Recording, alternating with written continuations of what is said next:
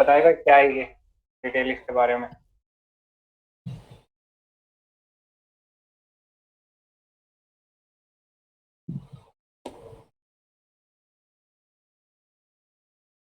तो इसमें कुछ क्या है कि देखो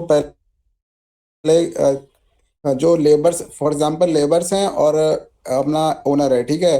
तो शुरुआत में जब डेवलप करते हैं अपन लोग, मतलब कंपनी डेवलप करती हैं, इंडस्ट्री, तो शुरुआत में क्या होता है, लेबर्स की भी इनकम धीरे धीरे बढ़ती है। लेकिन जो रेट में बढ़ती है लेबर की इनकम, वो कम होती है इन कंपैरिजन टू जो ओनर है वो। फॉर एग्जांपल ओनर की बढ़ेगी 1 लाख से 2 लाख, इनकी बढ़ेगी 500 से 1,000 रुपए। तो इनका इनकम तो बढ़ता है पर कैपिटा इनकम। फिर उसके बाद एक एंड आता है जो मैक्सिमम होता है उसके बाद। ये जो पहला हाफ होता है वो डेवलपिंग शो करता है, दूसरा हाफ डेवलप शो करता है। हम्म, ठीक है। तो इसका वाई एक्सिस जो है वो है इनकम इनइक्वालिटी, इसका एक्स एक्सिस जो है वो है पर कैपिटा इनकम। ठीक है। तो Kuznets curve is used to demonstrate the hypothesis that economic growth initially leads to greater inequality followed by reduction in inequality. This idea was first proposed by economist Simon Kuznets. तो कल का जो हम question देख रहे थे ना, economic survey का चैप्टर 4 जो हम देख रहे थे, उसके अंदर बहुत ही ज्यादा रेलेवेंट कर्व है, क्योंकि हमने क्या देखा था, तो उनका फोकस अभी ये है कि हम जो है इंडिया का जो मतलब पाई है, यानी जो डेवलप कर रहा है इंडिया, उस रेट को बढ़ाए रादर देन कि ये देखें कि कितना इनकम डिस्ट्रीब्यूशन यूनिफॉर्मली हो रहा है कि नहीं हो रहा है। ठीक है। उनका बस फोकस ये था कि हमारी जो ग्रोथ है वो चलती रहे और एब्सोल्यूट पॉवर्टी है उसको खत्म करते रहे, बाकी इनइक्वालिटी से अभी हमारा फोकस नहीं है। तो ये भी एक कुजनेट का कहीं ना कहीं उसकी लाइंस पे है कि अगर एक इकोनॉमिक ग्रोथ शुरू होती है तो उससे उसके अंदर शुरू में ग्रेटर इनइक्वालिटी रहती है। धीरे धीरे एक पॉइंट ऑफ इन्फ्लेक्शन आता है, ये पॉइंट ऑफ इन्फ्लेक्शन ये यहाँ पर रहा। इसके बाद वो जो इनइक्वालिटी है वो राइज कर सॉरी डिक्रीज करना शुरू कर देगी, और जो पर कैपिटा इनकम इनकम है वो उसके हिसाब से बढ़ती रहेगी। ठीक है। As economic growth comes from better product, it usually boosts the income of workers and investors who participate in the first wave of innovation. The industrialization of an agrarian economy is an example. This inequality, however, tends to be temporary. Workers and investors who were initially left behind soon catch up by helping offer either the same or the better product. This improves the income. इस line पे हो गया Kuznets curve. Next, Lawrence curve. कोई पढ़ेगा क्या Lawrence curve को?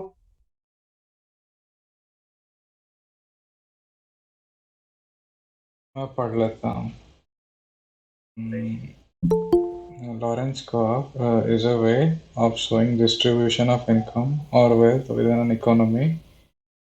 Maxwell Lorentz in 1905 for representing wealth distribution. Lorentz curve this shows cumulative share of income from different section of population. If there was a perfect equality, if everyone has the same salary, the poorest 20% of the population would gain 20% of the total income. The poorest 60% of the population would get 60% of the income. It is used to calculate Gini coefficient, another measure of inequality. Following is the example. देखा गया population 0 तो income 0 है, 20% तो income portion 10 है, 40% है population तो फिर 20%, 60% है तो 35, 80 है तो 60, 100 है तो 100। मतलब एंड फॉर क्या कह रहा?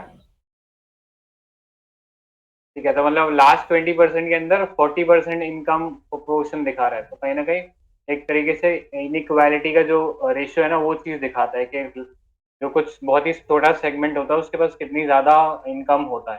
ठीक है। तो ये कल हमने देख ही लिया था लॉरेंस का। और इसमें गिनी कोफिशिएंट का कोई फॉर्मूला बताएगा क्या था?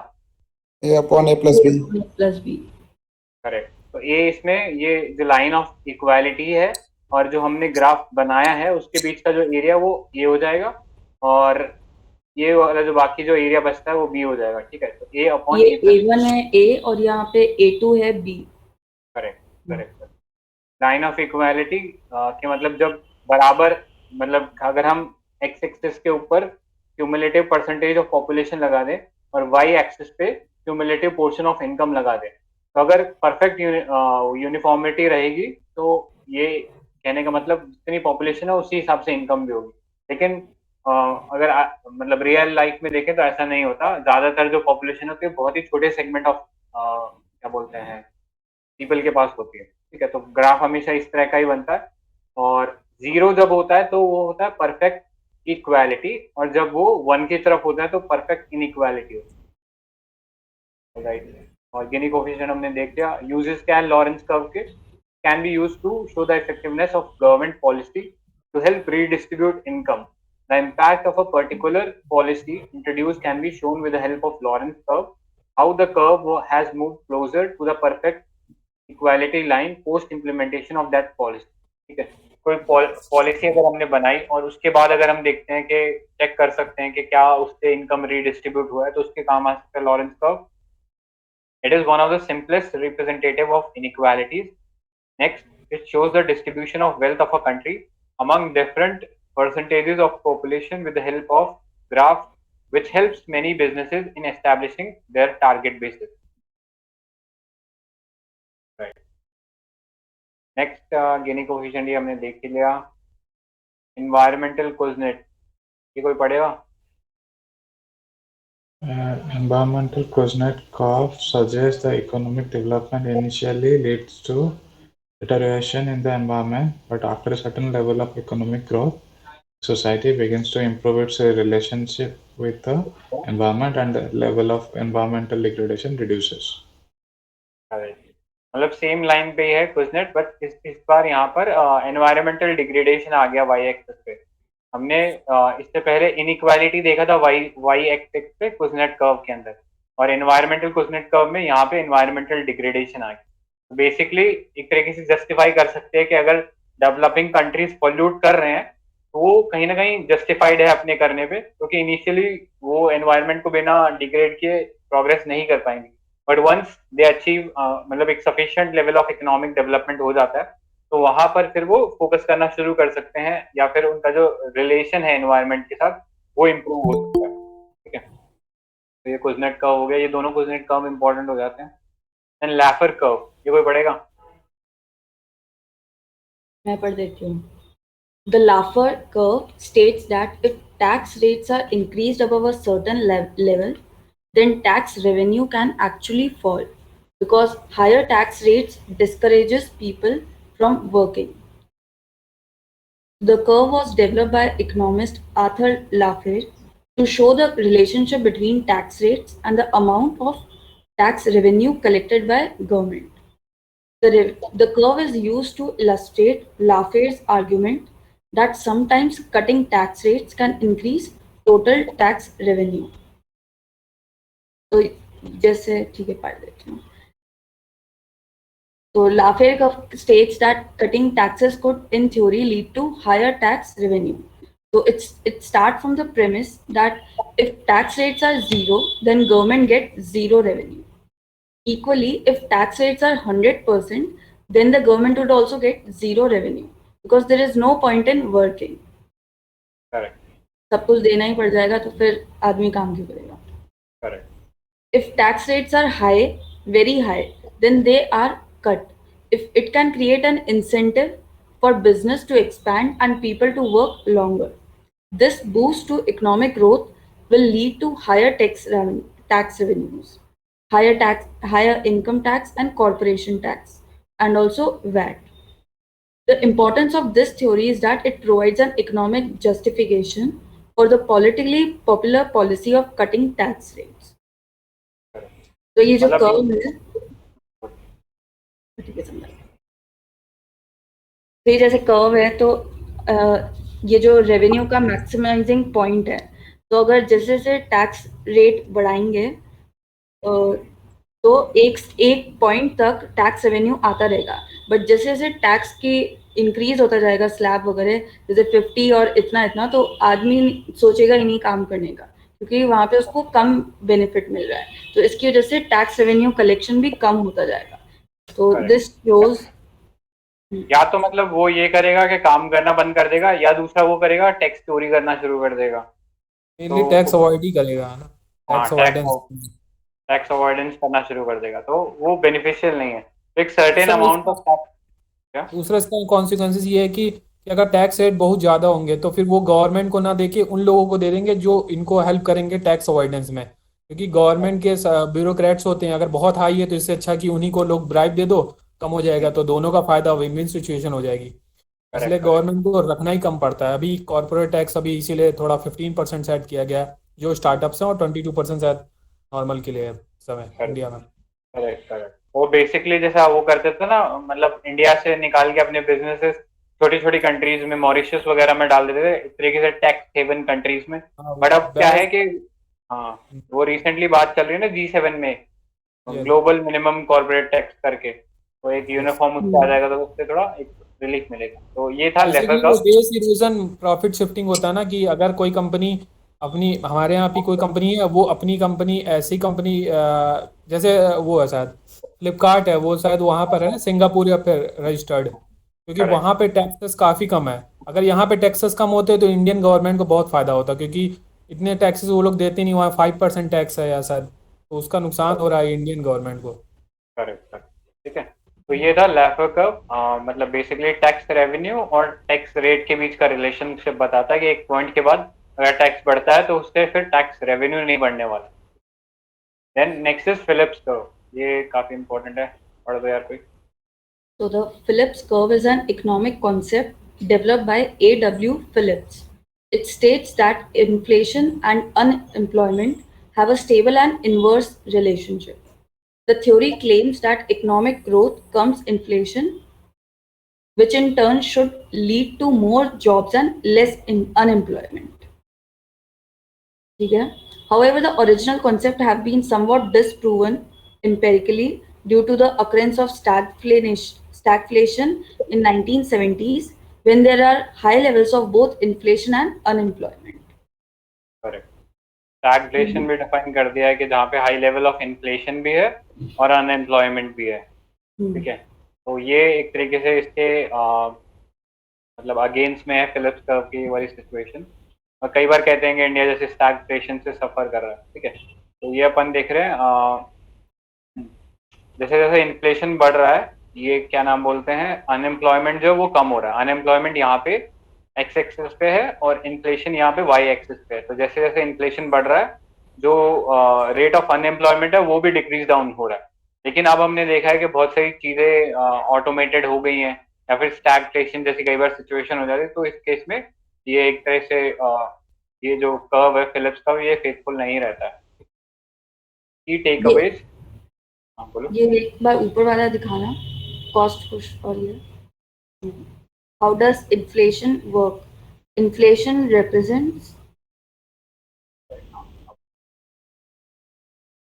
the rate at which the cost of goods and services increase over a period of time.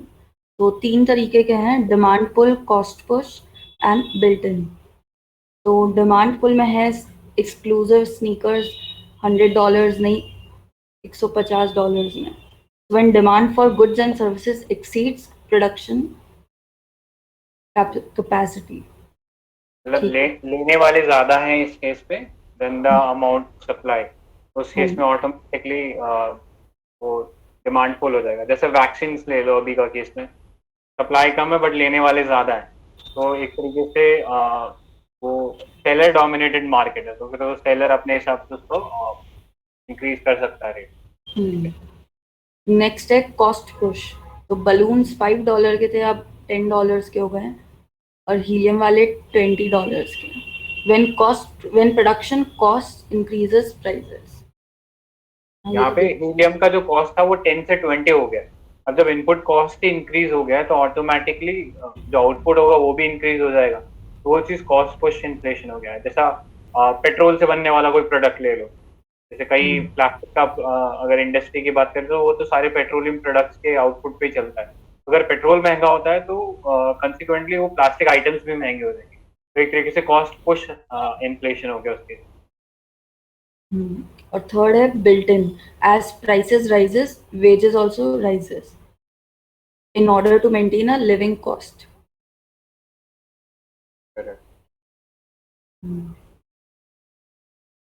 Alright. ठीक है। Key- Key key take take- Because the Phillips curve states that inflation and unemployment have an inverse relationship. Higher inflation is associated with lower unemployment and vice versa. Phillips curve was concept used to guide macroeconomic policy in 20th century, but was called into question by stagflation of the 1970s. So understanding the Phillips curve in light of consumer and worker expectations shows that relationship between inflation and unemployment may not hold in long run or even potentially in short run. मतलब आप इतना faithful नहीं रहा है क्योंकि taxation जैसा situation या फिर इंडस्ट्रीज में अब क्या है, ऑटोमेशन आ गया है, तो ऐसा हो सकता है कि इन्फ्लेशन हो तब भी अनएम्प्लॉयमेंट नहीं जाए, बिकॉज फैक्ट्रीज में वो मशीन्स आ गई हैं, वो एक रीजन हो सकता है। Next angle curve. Engel curve describes how the spending on a certain good varies with household income. The shape of Engel curve is impacted by demographic variables such as age, gender, and educational level, as well as other consumer characteristics. The Engel curve also varies for different types of goods. With income level as the x-axis and expenditure on y-axis, Engel curve shows upward slopes for normal goods which have a positive income elasticity of demand. Inferior goods with negative income elasticity assume negative slope for Engel curve. In case of food, the Engel curve is concave downward with a positive but decreasing slope. Concave. ठीक है। Graph थोड़ा visible नहीं है, अब दिख रहा है क्या सर ग्राफ? तो ये शो करता है relationship between optimal choice of good and income. किसी को मतलब समझ आया हुआ है तो एक बार बता दो।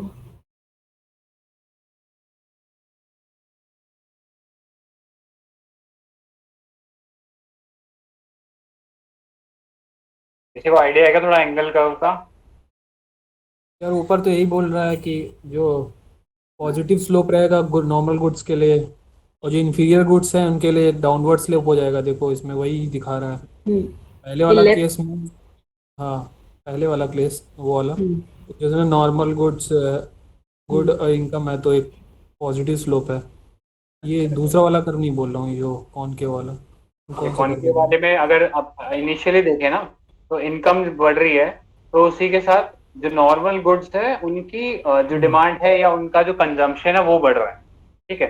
But after a certain point क्या हो रहा है कि जो इंफीरियर गुड्स हैं इनकम बढ़ रही है तो उनकी कंजम्पशन घट रही है, ये चीज दिखा रहा है।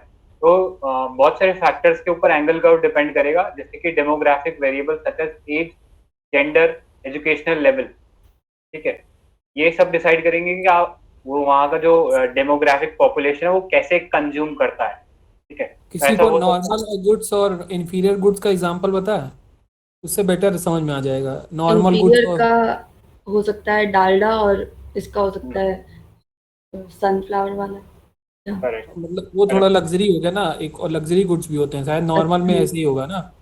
हाँ नॉर्मल में, हाँ नॉर्मल वही हो गया। आई थिंक डालडा और उसका एग्जांपल हो सकता है इनिशियली वो लोग इंफीरियर वाले में, कि जैसे जैसे एक पॉइंट के बाद इनकम बढ़ेगी ना तो फिर वो उसको कंज्यूम करना बंद कर देंगे, फिर वो ज्यादा बेटर क्वालिटी का कोई चीज देखेंगे। जैसे कोई गाड़ी हो गई, तो अगर हम बात करें तो मारुति यूजुअली लोअर इनकम या मिडिल इनकम वाले लोग खरीदते हैं, लेकिन जैसे जैसे एक लेवल के बाद इनकम बढ़ेगी तो फिर वो लोग मारुति को नहीं प्रेफर करेंगे, वो लोग फिर टोयोटा लेके आएंगे। इस तरीके से समझ सकते हैं, ठीक है। तो यहाँ पे ग्राफ में शुरू में हम देख सकते हैं कि मारुति कार थी, उसकी डिमांड बढ़ रही थी, बट जैसे इनकम लेवल 20 के ऊपर चला गया तो फिर वो जो लोग कंज्यूम कर रहे थे या जो लोग खरीद रहे थे मारुति, वो उसको छोड़कर कोई दूसरी बेटर गाड़ी प्रेफर करेंगे। इस तरीके से एंगल कर्व समझ, ठीक है। सही। देन राहन curve. So Rahan curve suggests that there is an optimal level of government spending which maximizes the rate of economic growth. Initially, higher government spending helps to improve economic performance. But after exceeding a certain amount of government spending, government taxes and intervention diminishes economic performance and growth rates. Correct. तो मतलब ये graph देख लो, economic performance और government spending. तो एक point तक ये चीज फेथफुली बढ़ रहा था इसके साथ, मतलब जैसे जैसे गवर्नमेंट स्पेंड कर रहा था फेथफुली इकोनॉमिक परफॉर्मेंस बढ़ रहा था। बट एक पॉइंट आता है जो जिसे इन्फ्लेक्शन पॉइंट बोलो, उस इन्फ्लेक्शन पॉइंट आने के बाद वो डिक्रीज होना शुरू कर जाता है, फिर चाहे गवर्नमेंट कितना ही स्पेंड कर ले। वो इसका एग्जांपल दे सकते हैं इस एक सिचुएशन का।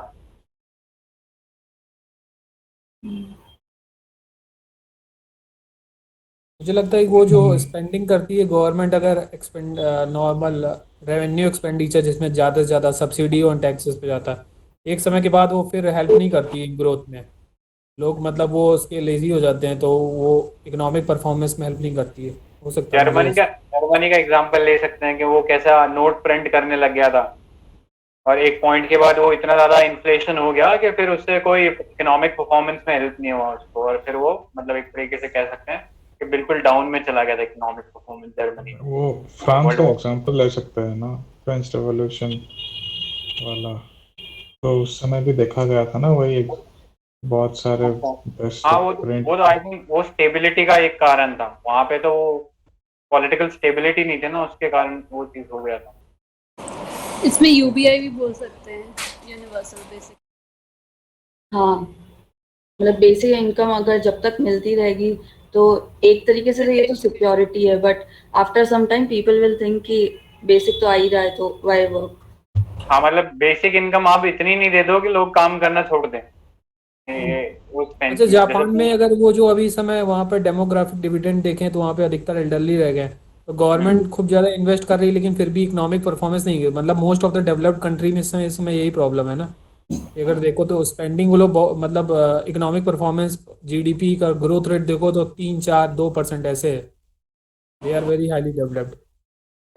बट डेवलप्ड इकोनॉमीज में यही होता है ना कि उनका ग्रोथ रेट ज्यादा है। हाँ राइट। क्या आवाज़ नहीं आ रही, इसकी बहुत स्लो आई, किसने बोला? एपी।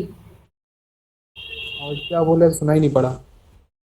सारू जी, मैं बोल रही थी कि डेवलप्ड इकोनॉमीज में they usually have lower growth rate. Absolute terms में काफी हाई होता है ना, तो उस चक्कर में आई थिंक तो भी अगर इंडिया के एग्जांपल ले ले तो उससे बेटर ही है उनका एब्सोल्यूट टर्म। इमरान का हमने देख लिया। इसमें ये रिलेशन था इकोनॉमिक परफॉर्मेंस और गवर्नमेंट स्पेंडिंग का।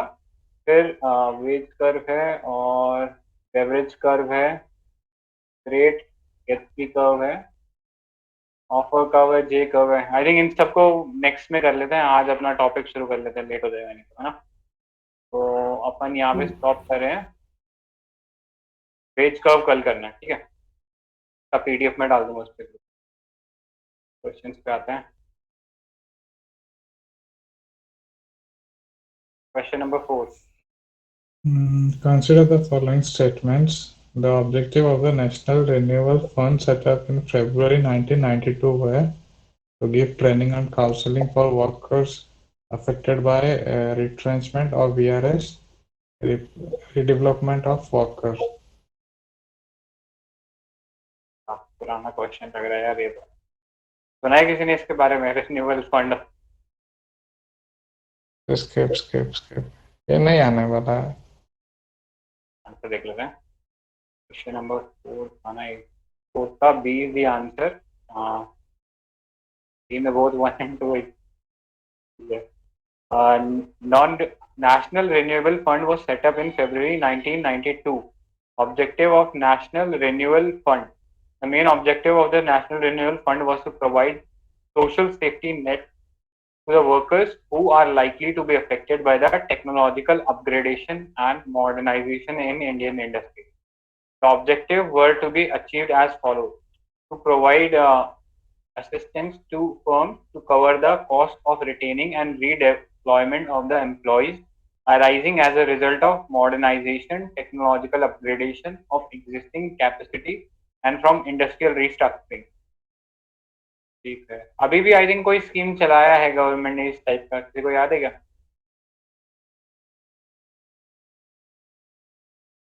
आई थिंक उसके अंदर ऐसा है कि जो एम्प्लॉय का कंट्रीब्यूशन है टुवर्ड्स अ न्यू रिक्रूट, उसके अंदर पीएफ के अंदर जो एम्प्लॉयर का जो कंट्रीब्यूशन था वो गवर्नमेंट पे करेगी फॉर नेक्स्ट 2 years। हाँ, ऐसा कोविड के टाइम्स में ऐसा है ना कि जैसे 24% जाता है तो 12 इसका और 12 इनका, लाइक 12 ये करते हैं और 12 एम्प्लॉयर पे करता है। तो हाँ, इस 12 में से भी 6 अब गवर्नमेंट देगी और कुछ रिलीफ भी है। 6 नहीं, मतलब पूरा एम्प्लॉयर का जो कंट्रीब्यूशन है ना 12% का, वो पूरा गवर्नमेंट देगी फॉर नेक्स्ट 2 years। तो ये आई थिंक वो एम्प्लॉयमेंट जनरेशन स्कीम करके है शायद, इसका कुछ नाम, मेरे को नाम एग्जैक्टली याद नहीं आ रहा। तो एम्प्लॉयमेंट जनरेशन स्कीम करके है, तो उसमें जो एम्प्लॉयर का जो कंट्रीब्यूशन है वो गवर्नमेंट पे करेगी 2 सालों के लिए। तो इससे क्या होगा कि एक मतलब कॉस्ट इंसेंटिव कह सकते हैं कि वो एम्प्लॉयर को मिलेगा, तो इससे आई वो थिंक एम्प्लॉयमेंट। सर बोलो।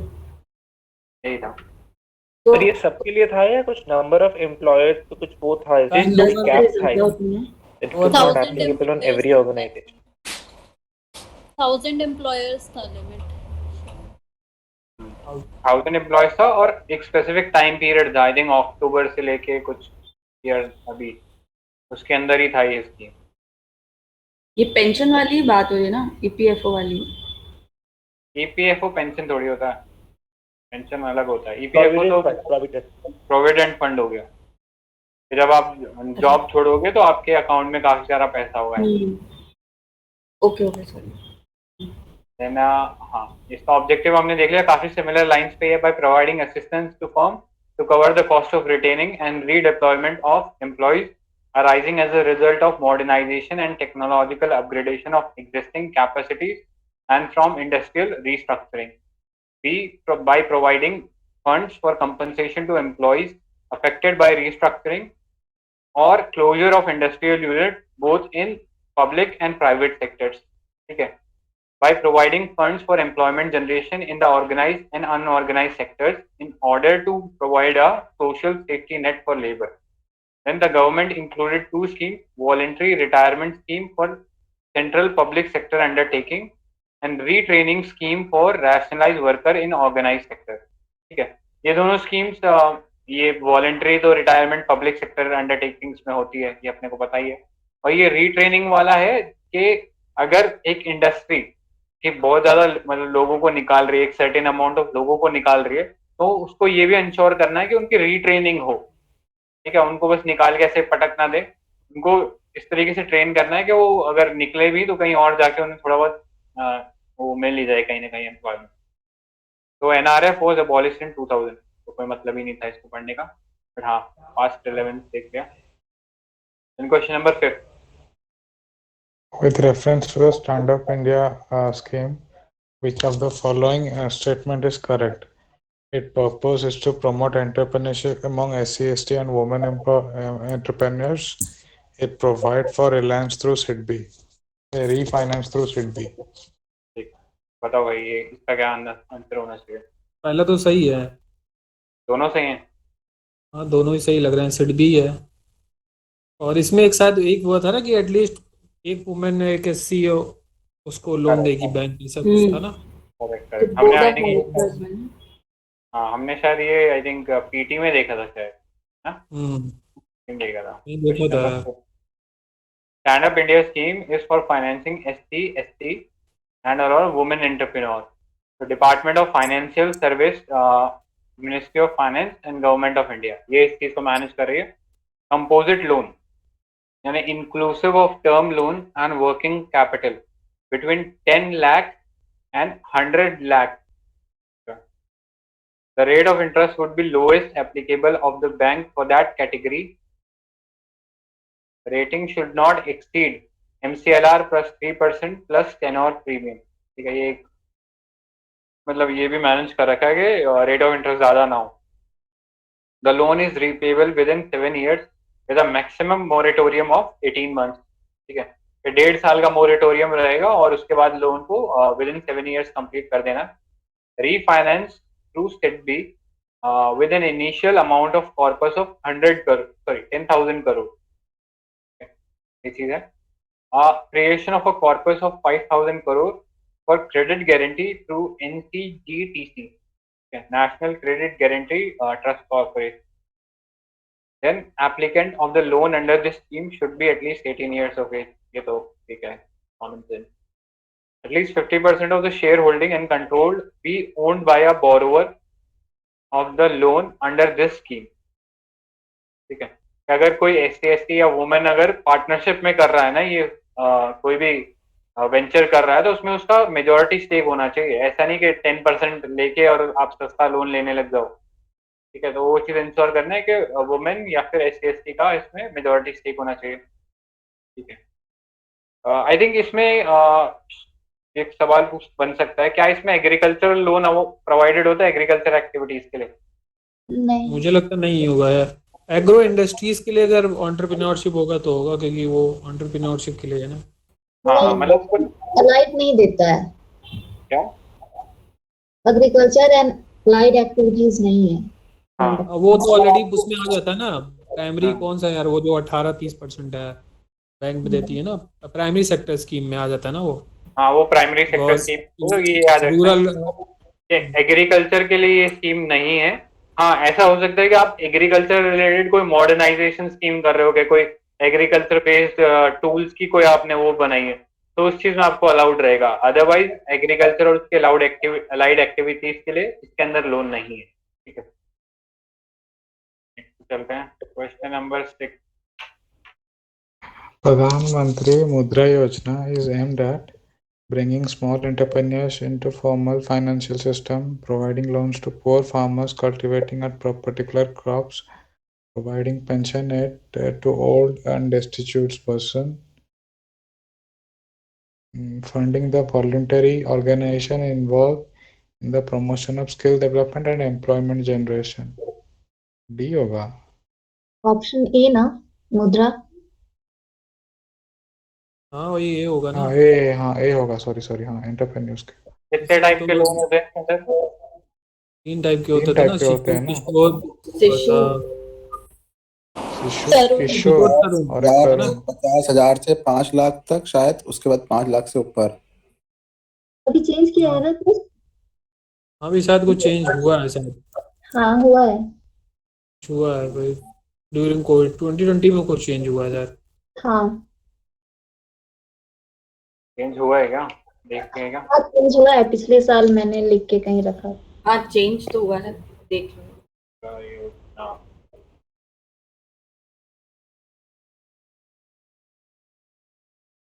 मार्च में 2021.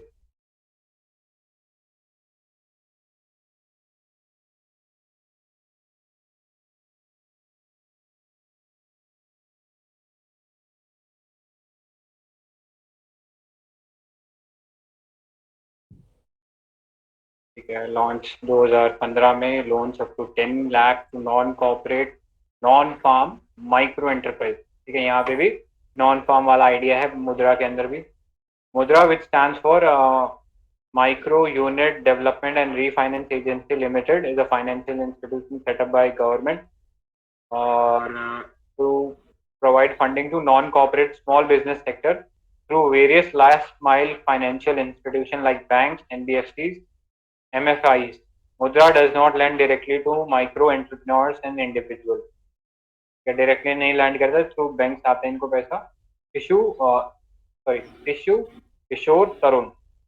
तो शिशु के अंदर है 50,000 तक का, और 50,000 से 5 लाख का इसमें है किशोर में, एंड तरुण में 5 लाख से 10 लाख का. ठीक है, और तो यार इसमें कोई चेंज का तो नहीं दिया हुआ यार.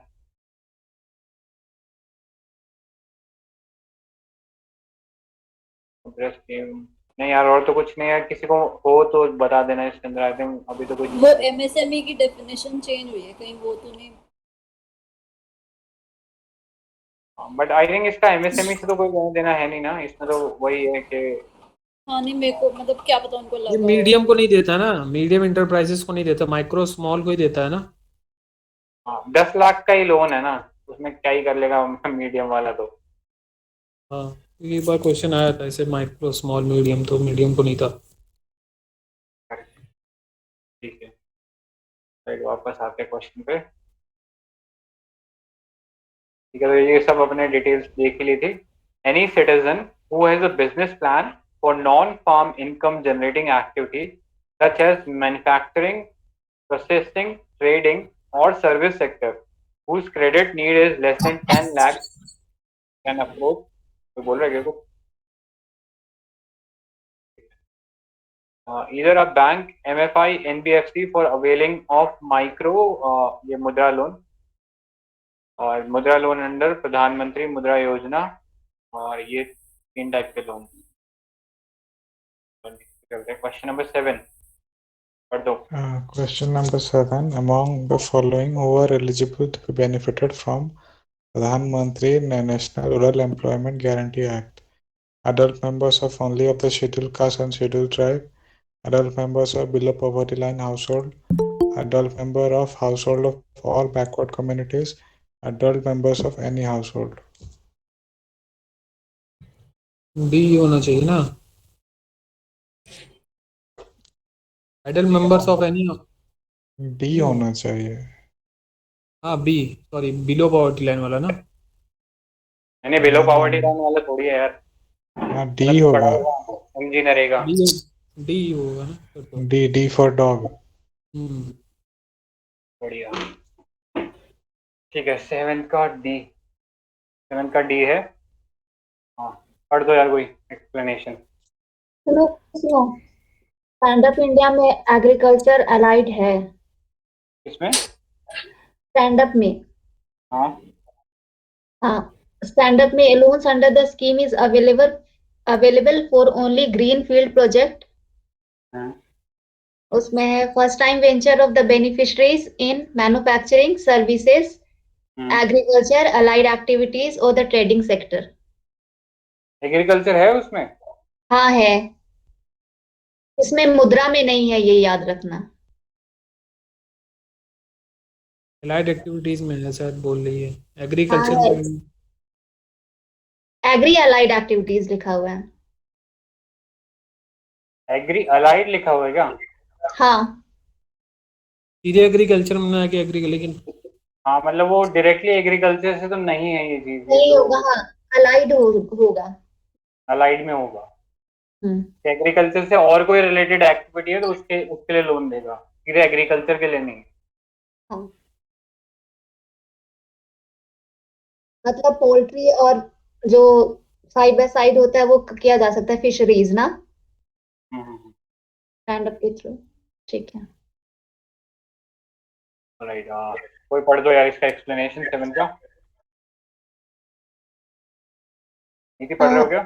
हाँ ठीक है। Adult members of a rural household willing to do unskilled manual work may apply for registration in writing or orally to the local Gram Panchayat. Household means the member of a family related to each other by blood, marriage or adoption and normally residing together and sharing meals or holding a common ration card. Job card is a key document that records workers' entitlements under Manrega. It legally empowers the registered household to apply for work, ensures transparency and protects worker against fraud. तो कितने दिन का minimum work मिलता है इसमें engineering में? 100 days। 100 पढ़ा था ना अभी, कल पढ़ा था अपन ने के ऊपर सारा। 112 बढ़ाया शायद कह रहे थे। और 50 डेज तक का है आई थिंक। कल वो पीआईबी का वो डाला था मैंने न्यूज का। अच्छा तो उसमें 50 डेज तक इसमें अलाउड है और सीपीआई से जो है इसको लिंक कर दिया गया है, इसमें जो वेजेस मिलते हैं उसको तो एनुअली रिवाइज किया जा सकता है सीपीआई वाला। कितना रेशियो है कि सेंट्रल गवर्नमेंट इन्वेस्ट करता है वेजेस और मटेरियल पर? 75-20 है ना? हाँ आई थिंक वो मटेरियल कॉस्ट जो है उसके अंदर वो सारा it is borne by the centre right? यार डाउट हो गया। 75 और 25 था ना? 75 में मटेरियल कॉस्ट था ना? हाँ 75 में मटेरियल कॉस्ट था जो सेंटर बॉर्न कर रहा था। हाँ और जो भी कंस्ट्रक्शन हो रहा है उसके लिए। और 50 था क्या वेजेस में? 60-40 का किस में रेशियो था फिर? मुझे तो इसी में ही था ना, इस पीडीएफ में ही कर लो कंट्रोल है 75%। यार इसी में देखा था, अलग से देखा था इंजीनियरिंग का। इसमें देखा था ना? हाँ इसमें भी था शायद, इसमें भी हाँ था। इसमें था, यहाँ पे लेफ्ट वाले कॉलम में नीचे नीचे था। ये रहा। अगर नहीं हुआ तो मैं नहीं जानता मैं। At least 50% of the work will be allotted to Gram Panchayat for execution. The central government bears 100% wage cost of unskilled labor and 75% of the material cost. ठीक है, सारी वेजेस का जो है वो खर्चा सेंट्रल लेगा हमारा, और 75% मटेरियल कॉस्ट, यानी उसमें जो वो सीमेंट वगैरह या जो भी मटेरियल यूज होगा उसके अंदर 75% भी सेंटर देगा, बस 25% जो है वो हमारा बेचारा स्टेट देगा। Alright. राजनीति रिश्तों में खट्टा नतीजा, भिड़ गए चच्चा भतीजा।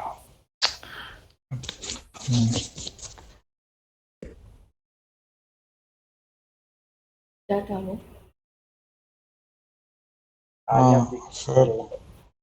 Sir, have question number 8. What is the name of the scheme which provide training and skills to women in traditional and non-traditional trades? किशोरी शक्ति योजना, राष्ट्रीय महिला कोष, स्वयं सिद्धा, स्वावलंबन।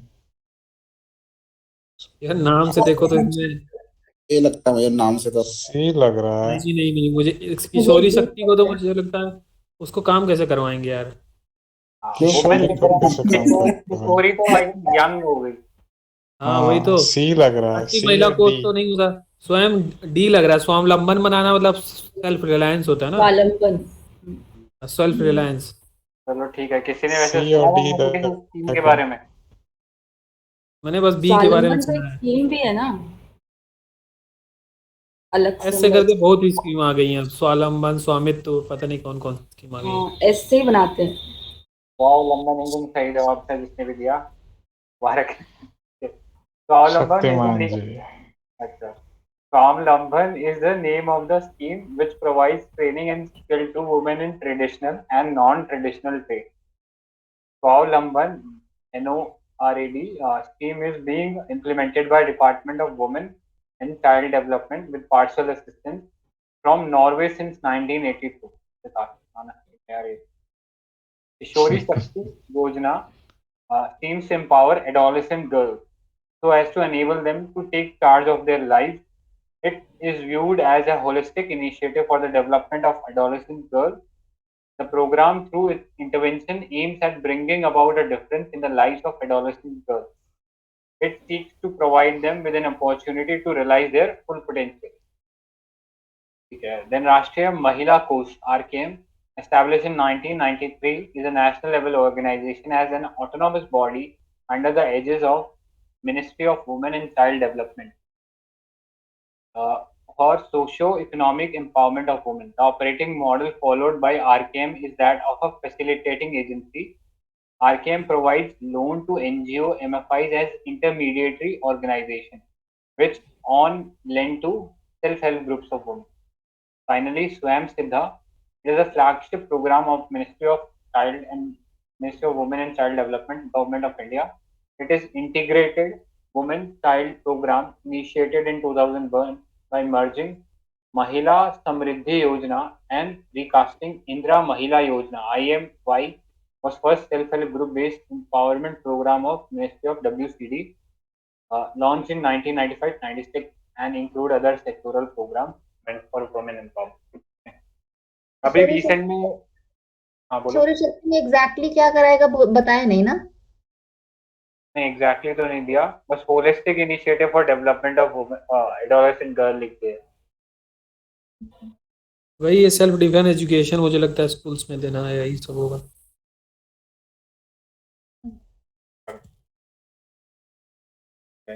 तो ये सब स्कीम्स थी वुमेन, बट आई थिंक ये तो काफी पुरानी हो गई। अभी रिसेंट में कोई राष्ट्रीय महिला कोष अभी है ना, मतलब वो तो उससे रिलेटेड, वो तो हाँ ये तो है आई थिंक अभी निर्भया फंड वंड इसी में कुछ था क्या शायद? कुछ निर्भया ऐसा तो अलग है ना, वो तो अलग है। ऑटोनॉमस और नॉन वो तो शायद एमएचए के अंडर में आती है, ये तो एमसीडी के अंडर में है। निर्भया फंड अंडर MHA है, मतलब मिनिस्ट्री ऑफ होम अफेयर्स में।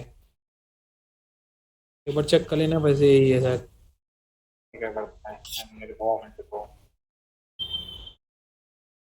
मेरे को जहाँ तक याद आ रहा है इसमें शायद कंट्रोल उसको दे रखा था, ये क्या बोलते हैं, मिनिस्ट्री ऑफ फाइनेंस को। हाँ ये हो सकता है, लेकिन ना तो वही है। ठीक है। Text about Nirbhaya Fund. Rupees 1,000 crore Nirbhaya Fund was announced in Union Budget 2013 by Finance Minister. The corpus was to utilize for upholding safety and dignity. Ministry of Women and Child, apart from other several concerned ministry, were authorized to work out details of structure and scope and application of this fund. The fund is administered by Department of Economic Affairs of the Finance Ministry. ठीक है, finance ministry है। यार ये insight वाला पता नहीं आजकल बहुत ही बेकार इन्फॉर्मेशन देता है, कुछ ढंग का मिलता ही नहीं है। यार वो विकास पीडिया में सबसे ज्यादा स्कीम्स को सबसे अच्छे से बताते हैं, तो हाँ उसमें कुछ विकास भी अच्छी है।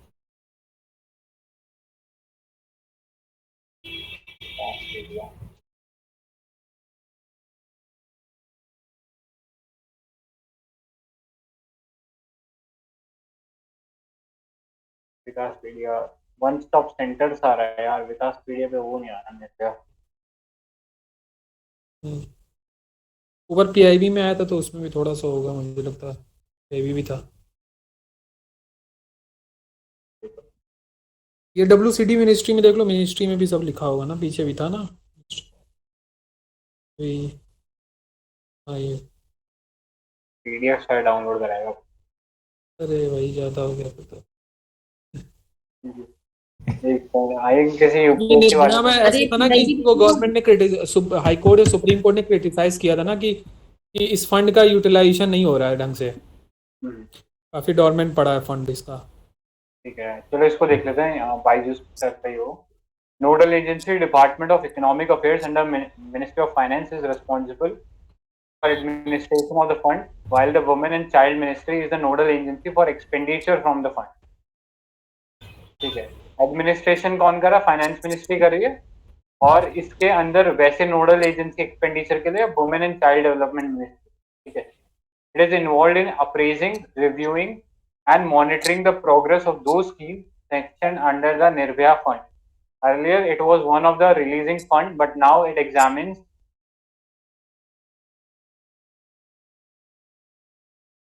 it was the one releasing the fund, but now it examines the programs submitted to it by the state under the Nirbhaya scheme and approves them and recommends to Department of Economic Affairs for allocating of the fund.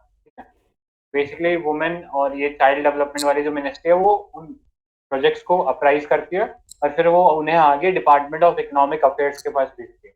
I think अलग अलग states में अलग अलग कुछ ना कुछ schemes चला रखी हैं। जैसे आई थिंक कोई उड़ीसा के अंदर शायद मो बस चला रहा था, या ऐसे पता नहीं कुछ वुमेन बेस्ड बस चला रहे थे, तो उसके लिए भी पैसा गया था इन स्कीम्स के अंदर। तो उन बसेस के अंदर SOS बटन होता है, ये सब दिए गए थे। और एक वन वो काम नहीं करता है, दबाया क्या तूने? वो पेपर में लोग लिखने को में क्या उल्लू जाता है? बनाना है। हाँ हो सकता है यार, मतलब बहुत सारे अभी कैमरा दिल्ली में लगा रखे हैं, काम करते नहीं है। तो अरे यहाँ पे कैमरा लगा है, ठीक है, हम गए थे एक बार और उस कैमरे के सामने हमारे सामने ही एक लड़का आया, च्युइंगम लगा के तोड़ गया।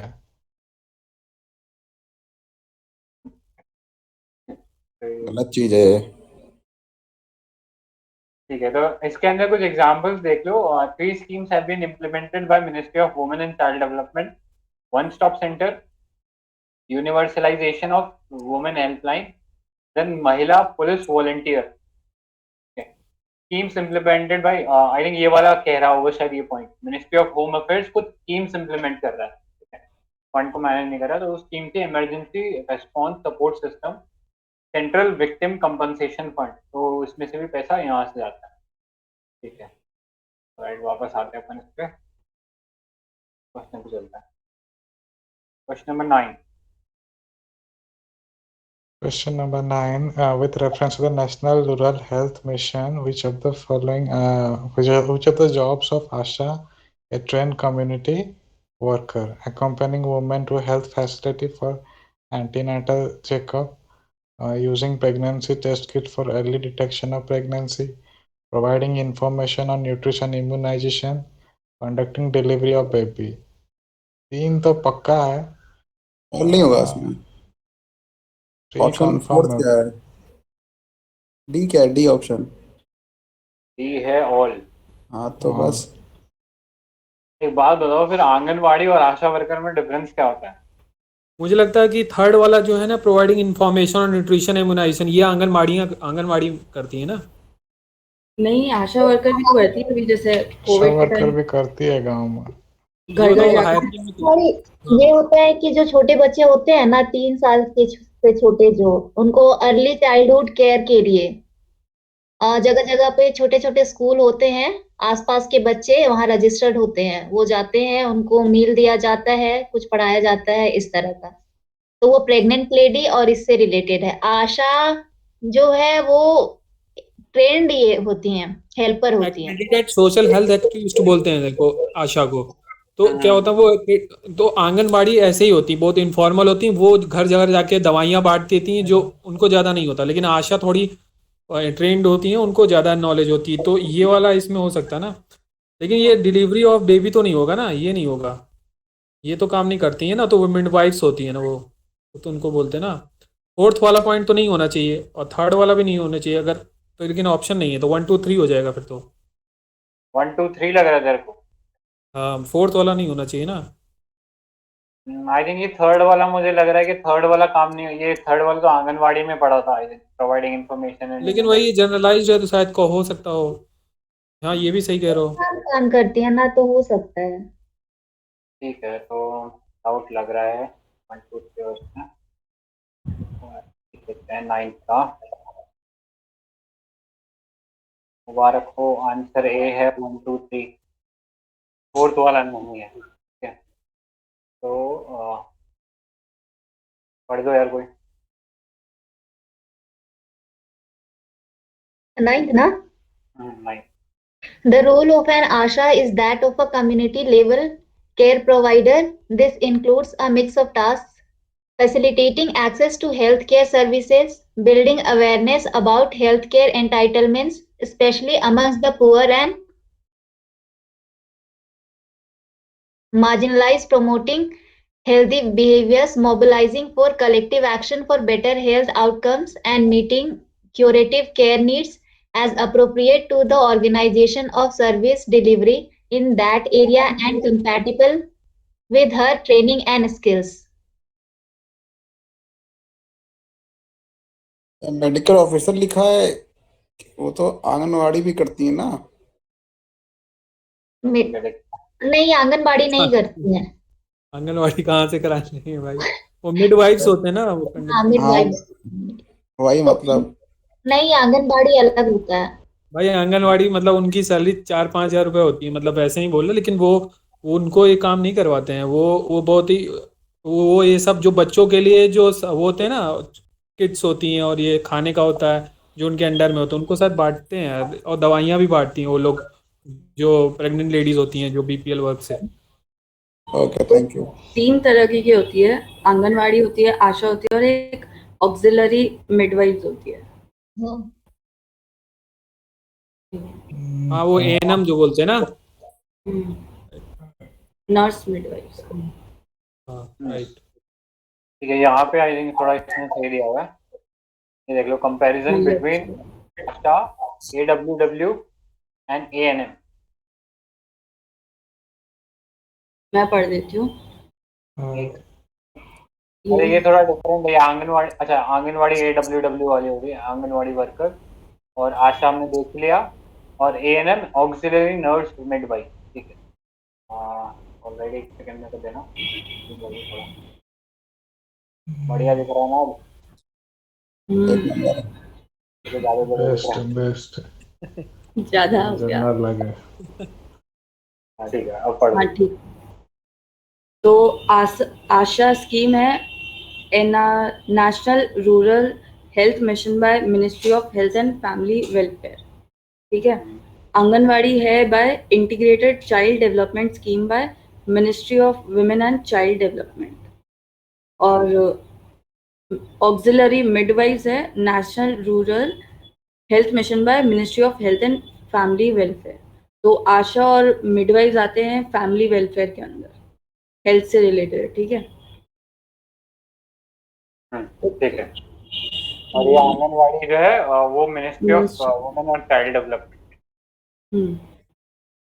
एलिजिबिलिटी है इसकी आशा की कि a women resident of the village, married, widowed or divorced, preferably in the age of 25 to 45 years with formal education till class 8, ठीक है। नेक्स्ट है ये वाली anganwadi workers. Sorry, anganwadi. A woman 18 to 44 years of age from the local village and acceptable in the local community, ठीक है। तो ground level पे work करते तो मतलब जहाँ पे हैं उस लोकल कमिटी में सही होने चाहिए, तो ही लोग उनकी बात सुनेंगे। नेक्स्ट है ऑक्सिलरी मिडवाइज, तो ये फीमेल होनी चाहिए, 24 months inclusive of 6 months practical training. The minimum age for training should be 17 and maximum should be 35 years. तो मिडवाइज है तो बेसिकली नर्स का थोड़ा काम आना चाहिए, तो इसका बेसिक दिया हुआ है कि 6 महीने प्रैक्टिकल ट्रेनिंग होनी चाहिए। करेक्ट। और ट्रेनिंग शुड बी 17 से 35 इयर्स, ठीक है। और 25 से 45 थी इसमें, और आशा में, और 18 to 44 थी इसमें, ठीक है। बेस्ड एट विलेज, आशा होती है विलेज में बेस्ड, आंगनवाड़ी वाले होते हैं आंगनवाड़ी सेंटर में बेस्ड, और ये मिडवाइज होती है हेल्थ सब सेंटर और प्राइमरी हेल्थ सेंटर में, ठीक है। नेक्स्ट है कवरेज, तो 1 आशा फॉर 1000 पॉपुलेशन। कुछ ज्यादा ही नहीं हो गया कवरेज है? विलेज है ना, तो तब हमें भी ज्यादा तो नहीं है। वैसे वैसे इंडिया में जितने डॉक्टर्स हैं उतनी पॉपुलेशन अगर पर देखें डॉक्टर तो कितना रहेगा उससे? ये क्या है डाटा रेशियो? WHO का अनुसार 3 पॉइंट समथिंग ऐसा कुछ है, पर यहाँ पे 0 पॉइंट कितना है देखो। ठीक है, ये देखेंगे अभी, बाद में सर्च करेंगे। नेक्स्ट है आंगनवाड़ी, एक आंगनवाड़ी वर्कर का for population of about 1000 people, ठीक है, मतलब 1000 दोनों में है। और नर्स का है the population of about 5000 at sub centre and population of 30,000 at PHCs। तो 5000 तो सब सेंटर पे और 30,000 है PHCs में, ठीक है। नेक्स्ट है इसका फंक्शंस, तो इसमें first port of call for any health related demands of deprived sections of the population, तो आशा वर्कर का यही है health related of deprived section. Next है आंगनवाड़ी वर्कर, ये है सप्लीमेंट्री न्यूट्रिशन देते हैं, प्रोवाइड करते हैं, मतलब non formal pre school education भी, मतलब एजुकेशन का भी इनका रहता है, ठीक है। और ये गाइड करते हैं आशा को in performing activities such as organising health days, ठीक है। वो और जो है ये गांव में ये mid day family meal plan यही वालों को रेफर करते हैं। कन्वे करती है ना, जो फैमिली प्लानिंग होती है वो आंगनवाड़ी आशा वर्कर ये लोग शायद हेल्प करते हैं लोग कन्वे कराने में। और जो वैक्सीन और जो भी बच्चों की वैक्सीन, पोलियो, ये सब आंगनबाड़ी। ये वो एक विद्या बालन का ऐड आता था, वो यही है क्या? आंगनवाड़ी का ही है क्या? हाँ शायद आंगनवाड़ी आशा हाँ, यार, वो आंगनवाड़ी। कॉन्ट्रासेप्टिव पिल्स भी वो लोग बांटते हैं, मतलब ये लोग आशा वर्कर हाँ। ये मिड डे मील करते हैं क्या मिड डे मील। आंगनवाड़ी वाले? क्या वो? मिड डे मील तो स्कूल के लिए है ना। हाँ, मिड डे मील हाँ। स्कूल के लिए।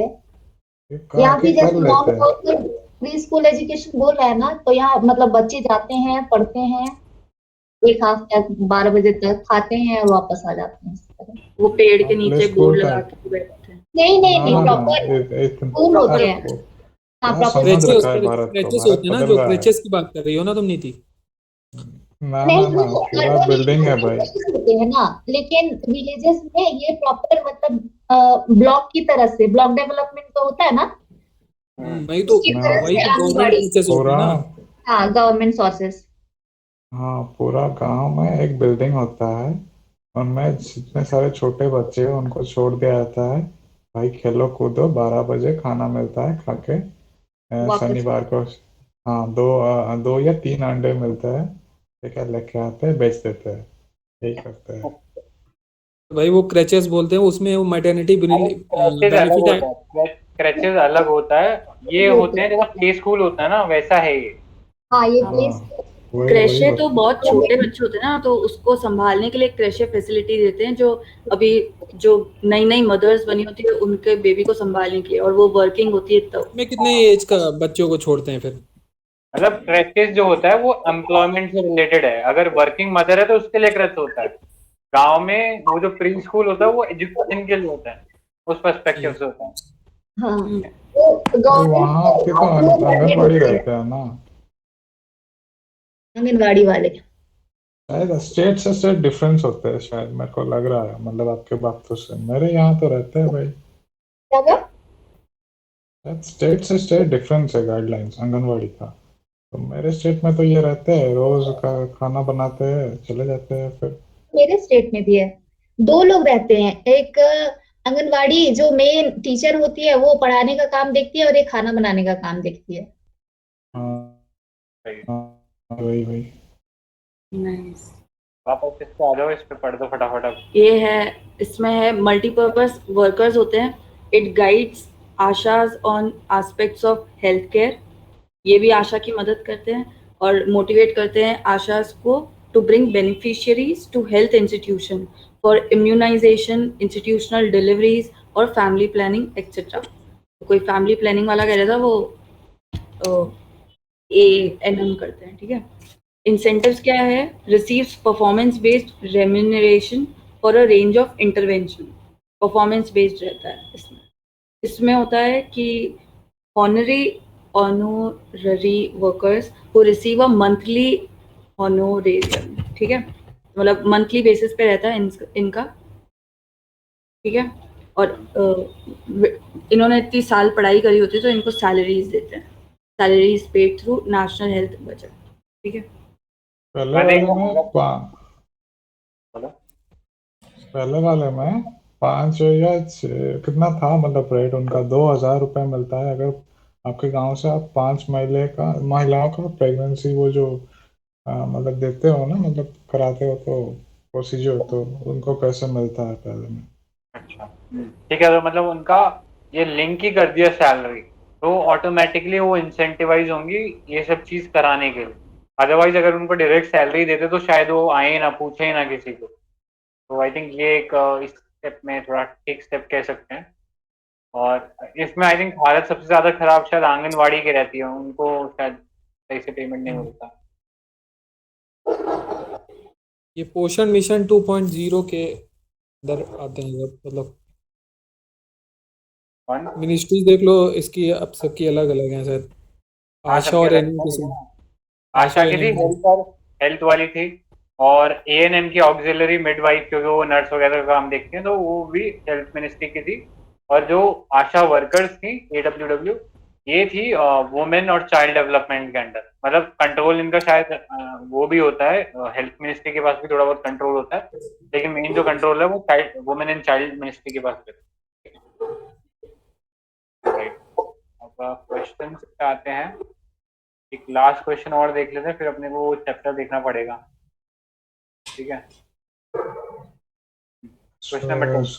स्वर्ण जयंती शहरी रोजगार योजना came into operation in 1997 हाँ, aims to provide gainful employment to the urban employed or unemployed poor but doesn't include 1997 का इंक्लूड करे क्या? देख लेते हैं क्या है, कुछ रिलेवेंट मिल जाए ठीक है अभी के ठीक है, नेहरू रोजगार योजना, देख लीजिए आंसर, लिए। Urban basic. इनका D है, प्रधान प्राइम मिनिस्टर रोजगार योजना। ठीक है, इसको फटाफट पढ़ दो कोई। So, Swarn Jayanti Shahri Rozgar Yojana is a centrally sponsored scheme strives to provide gainful employment to the urban, unemployed, and underemployed poor through encouraging the setting up of self-employment ventures or provision of wage employment. Self employment venture या फिर veg employment का, ठीक है। तो the स्वर्ण जयंती शहरी रोजगार योजना was launched on 1 December 1997 after subsuming the earlier three schemes for urban poverty alleviation, which are Nehru Rozgar Yojana, Urban Basic Services for the Poor, and the Prime Minister का Integrated Urban Poverty Eradication Program, ठीक है। The scheme, Sanjobi, has been restructured, renaming it as National Urban Livelihood Mission since year 2014-15. ठीक है। Okay, तो NULM, अब ये schemes जो है सारी रिस्ट्रक्चर होके NULM बन गई, स्वर्ण जयंती शहरी रोजगार योजना, अब है नेशनल अर्बन लाइवलीहुड में, ठीक है। ऑलराइट, नेक्स्ट क्वेश्चन मैं देख लूं क्वेश्चन। तो तेरा ही क्वेश्चन है, फटाफट इसको निपटा के फिर कर लेते हैं। ठीक है। The Employment Assurance Scheme envisages financial assistance to rural areas for guaranteeing employment to at least 50% of men and women seeking job in rural areas, 50% of men seeking a job in rural areas, one man and one woman in a family living below poverty line, and one person in a rural and less household living below poverty line. ए और B में कोई एक होगा, ये लग रहा है मुझे तो। यार मुझे तो सी और डी में से लग रहा है, वो बल्कि डी लग रहा है। मुझे सी लग रहा है। मुझे सब लग रहा है। अब लग रहा है, तो फिर आंसर देख लेते हैं इसका। 11 का सी है one man and one woman in a rural family living below poverty line. So, Employment Assurance Scheme was launched on 2nd October 1993 for implementation in 1778. Identified, French revolution हो गया क्या? मतलब ये एरियाज हैं, ईयर नहीं है, ठीक है। 1778 identified backward blocks of different states. The blocks selected were in drought-prone areas, desert areas, tribal areas, and hilly areas. ठीक है, काफी पुराना स्कीम है, पता नहीं शायद सबज्यूम हो गया हो या रिजॉल्व हो गया हो। आई थिंक इसका लेटेस्ट वर्जन ही नरेगा है ना, ऐसा बोल सकते हैं ना। स्क्रॉल करो, शायद नीचे दिख भी जाएगा ऑब्जेक्टिव में। Employment assurance, right to work, कल डिस्कस करा था। As its name suggests, the primary objective of EA is to provide gainful employment during lean agriculture season in manual work to be able-bodied adults in rural areas who are in need and desirous of work but cannot find work. ठीक है, हाँ, मनरेगा वाली lines पे लग रहा है। The program is implemented as centrally sponsored scheme on cost-sharing basis between center and state of 75% and 75 to 25. In case of union, the center provides the entire fund. Target group, the EAs would be open to all adult rural poor who are in need of wage employment. The maximum of 2 adults per the family, generally the expected number of adults in a family, would be provided wage employment when there is demand during lean agriculture season, subject to availability of funds. Hence option C is correct. आगे तो नहीं लिख रहा है कि सब क्यों हो गया।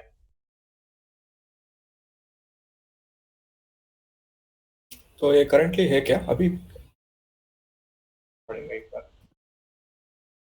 इंश्योरेंस है प्रोग्राम शायद एम्प्लॉयमेंट एश्योरेंस स्कीम।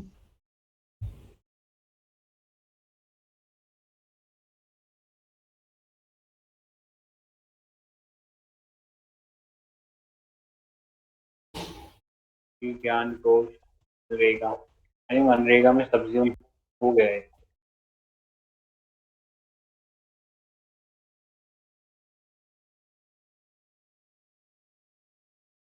ये रहा। The scheme was आ गया। called Employment Assurance Scheme, which later evolved into MNREGA. ठीक है।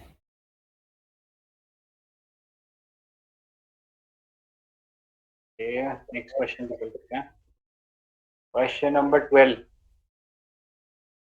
With a reference to the power sector in India, consider the following statement.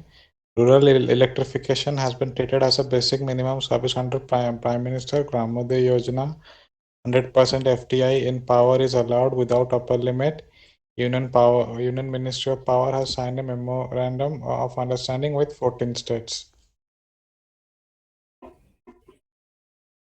Last statement में तो data दिया हुआ है, शायद गलत हो। ऑप्शन दिखाओ, देखते हैं, एडमिट करते हैं। चलो यार सेकंड वाला तो गलत लग रहा है मुझे। 100% एफडीआई नहीं होगा। होगा क्या विदाउट अपर लिमिट बोल रहे हैं?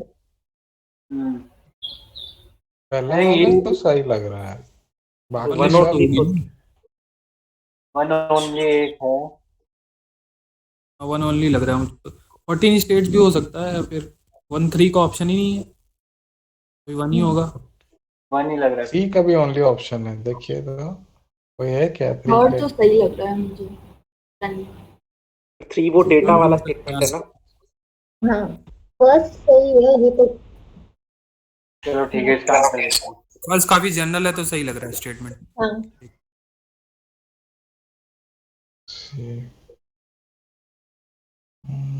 सब गलत है सब। आंसर है बी। देख लो जरा, बी ऑप्शन मेरा 2-3 था क्या? 1-2। भाई साहब सारे तुक्के हार गए हम। इस साल भी नहीं देने वाला एग्जाम शायद। ऐसा हो सकता है कि एफडीआई तो अलाउड है, ऐसा इस साल अलाउड होगा यार। ये सॉल्यूशन पढ़ लो कोई। PMGY was implemented from 2000 to 2001 with an objective of achieving sustainable human development at the village level. It is a component of basic minimum services which was started in 1996 to 97. Hence, statement 1 is correct. Up to 100% FDI is allowed in respect to project related to electric generation, transmission and distribution other than atomic reactor power plants. There is no limit on the project cost and quantum of foreign direct investment. Hence, statement 2 is correct. Statement third के लिए कुछ नहीं दे रखा। तो गलत है, क्या देखा उसके लिए? आना हो गया ना, तो फिर पता नहीं कितने स्टेट से अब तक साइन हो चुका हो या फिर स्कीम ही नहीं हुआ था। आई थिंक अब तो डिक्लेयर कर दिया ना इलेक्ट्रिफाइड सारा 100% इन्होंने सौभाग्य योजना के अंदर।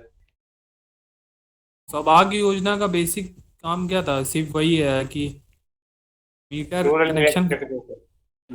रूरल इलेक्ट्रिफिकेशन तो वो कराई थी ना, दूसरी थी ना, दीनदयाल दूसरी योजना थी कोई, उपाध्याय एनयूआरएम, ग्राम ज्योति है ना। हाँ ग्राम ज्योति योजना। इसका काम तो वो था ना कि मीटर कनेक्शन सबको दिलवा देना। ग्राम ज्योति ग्राम तक लेता था, ये 100 रुपए के घर तक लेता था। ठीक है। Reserve Bank of India manages and services of Government of India securities but not state government securities.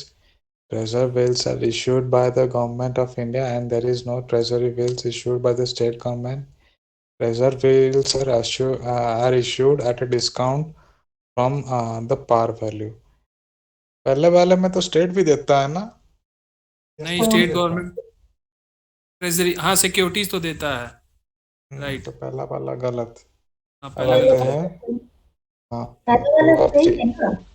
दूसरा सही है, ट्रेजरी तो देता है, मतलब स्टेट सेंटर देता है, स्टेट नहीं देता। आरबीआई स्टेट गवर्नमेंट की सिक्योरिटीज मैनेज नहीं करता। करता है ना। तो पहला गलत कैसे हुआ? आई थिंक पहला सही है ना। हाँ, बट नॉट लिखा है ना। नॉट लिखा है ना, बट के आगे नॉट वो फर्स्ट वाला गलत हो जाता है, सेकंड वाला सही लग रहा है सब। थर्ड वाला और finally treasury bills are issued at a discount from the par value. Third वाला सही होल्ड है। At the face value. नहीं, bought at the treasury face bills value। हमेशा डिस्काउंट पे ही वो होता है।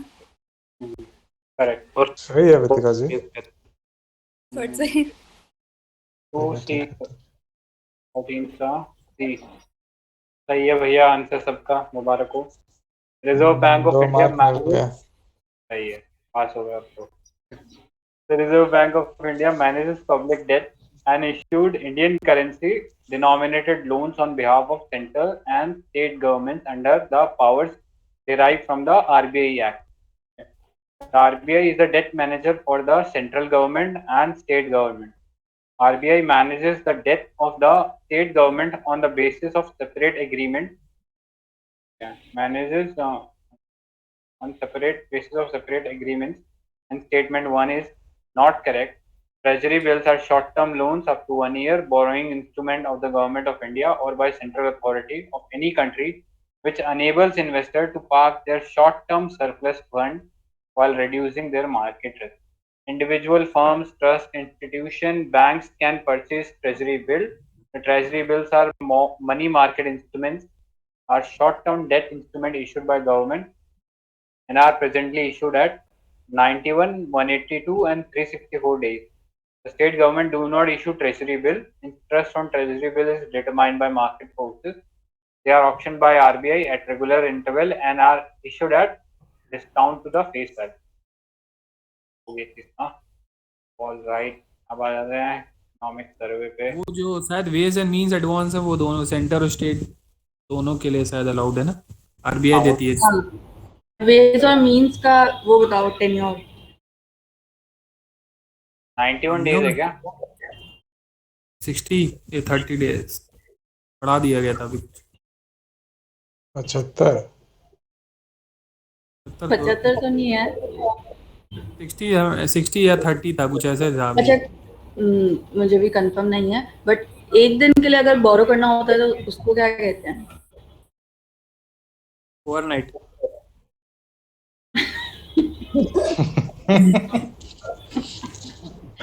कॉल टाइम एमएसएफ कॉल होता है मनी ना, तो आरबीआई वाला का होता है ना।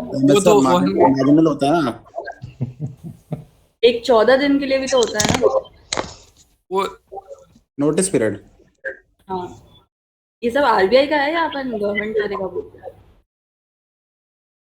हाँ ये देख लो 90 डेज होता है। If WMA exceed 90 days it would be treated as an overdraft. The interest on overdraft is 2% more than the repo rate. ठीक है, 90 दिन का होता है। अभी गवर्नमेंट ने इसी में तो कुछ बढ़ाया था, मतलब शायद आरबीआई ने बढ़ाया था लास्ट ईयर, इसी में तो किया था, क्या किया था, चेंजेस किए। ये तो अभी 26 अरे वो जो सरप्राइजिंग किसमें दिया था अप्रैल वाले में, क्या अप्रैल वाले में किसमें उल्लू बनाया था ना बढ़ा के, वो कौन सा था? पता नहीं वही कौन सा था। सेविंग्स अकाउंट शायद था, डिपॉजिट था। पता नहीं यार, मिले तो पता नहीं। में था शायद, इनकम टैक्स। अरे वो फिक्स्ड डिपॉजिट रेट है, छोड़ो उसको। FD। ठीक है भैया जी, चैप्टर 2 पे आते हैं। टॉपिक का नाम था does growth lead to death sustainability, yes but not vice versa. Any volunteers for reading it? Chapter बड़ा है ये। है क्या? शानू जी हाँ हाँ पढ़ देता हूँ। पढ़ो जी शानू। शोर नहीं आएगा होगा। तो बस बोलना मेरे को, आज घर पे हूँ मैं। Does growth lead to debt sustainability? Yes, but not vice versa. In the realm of fiscal policy, there is a persistent dichotomy between fiscal spending to drive growth and fiscal austerity to manage overall debt. This dichotomy has assumed center stage with the outbreak of COVID-19. Governments across the globe are facing the dilemma of encouraging growth by fiscal expansion and simultaneously ensuring debt sustainability. In this context, the chapter tries to analyze the relationship between growth and debt sustainability and subsequently highlights the debt profile of India and a possible way forward through this debate. एक second इसमें हमने एक graph देखा था, कौन सा graph है जो इस सिचुएशन से रिलेट करेगा? ग्राफ देखा था ना अभी, यू वाला पहला ग्राफ वाला क्या? याद है क्या वो वाला दूसरा? नाम नहीं याद है बस। isn't it? वो राहन पर बोल रहे हो क्या? RH राहन कर? रान का होता। वो रेवेन्यू वाला था ना? नहीं, वो गवर्नमेंट स्पेंडिंग था कि एक समय के जो बाद लास्ट में गवर्नमेंट देखा था। इकोनॉमिक परफॉर्मेंस ऐड नहीं होती है, बढ़ती नहीं है, गिरती है। रेवेन्यू और टैक्स वाला कौन सा था? रेवेन्यू और टैक्स वाला हाँ, लेफर लाफर करता है। लेफर। वो लाफर इन्फ्लेशन वाला वो था, फिलिप्स का था। ये देख लो रान का होता। लास्ट वापस आते हैं गवर्नमेंट हाँ, स्पेंडिंग बिजनेस साइकिल। रानू जी।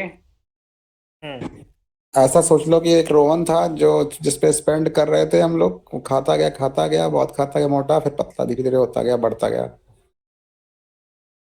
ठीक है।